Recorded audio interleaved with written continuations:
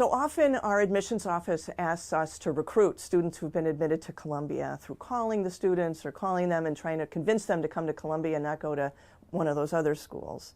So I would say about 10 years ago, there was a young woman who we were desperately trying to convince to come to Columbia and not to go to Yale. And she called me while I was on the New York State Thruway. I pulled over and talked to her for an hour about why Columbia was the place to be if you were interested in gender and sexuality law. It worked. She came to Columbia. She was the editor-in-chief of the Columbia Journal of Gender and Law.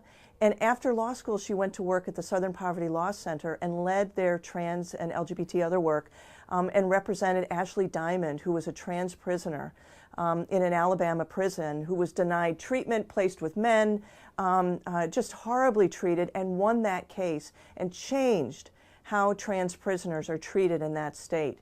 She's now working at the Center for Constitutional Rights here in New York. I chair the board of the Center for Constitutional Rights. I had nothing to do with her hiring, but she is just a star working on gender and sexuality and race-related issues and changing the world. That, to me, is the most exciting thing about being a professor, is to see, to recruit, to nurture, to learn from, and then to see our students go out into the world as amazing advocates and amazing people. Yeah, you must be so proud.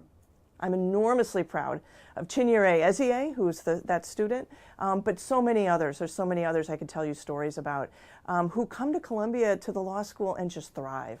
And that is just the most fantastic thing to be able to see, us being able to populate the world with people who will change it.